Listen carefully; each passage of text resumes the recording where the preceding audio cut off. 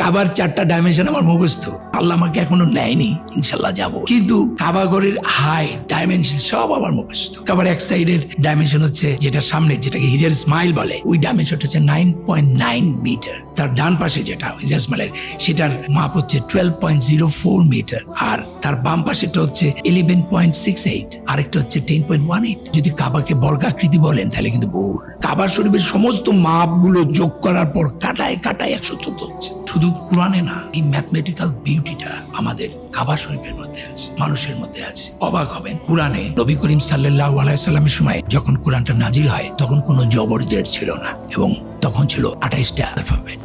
এবং এটা আমি নই, এটা রিসার্চ করে সফটওয়্যার এখন এটা পাওয়া যায়। পুরা কোরআনে 3,25,384টা লেটার আছে, আর শব্দ আছে 87,530টা। এই যে 3,25,384টা, এটার প্রত্যেকটা লেটারের যে রিপ্লেসিং অ্যাবজার্ভ ভ্যালু, সেটা যদি বসাই তাহলে যে সংখ্যাটা হয় সেটা হচ্ছে 23506,544।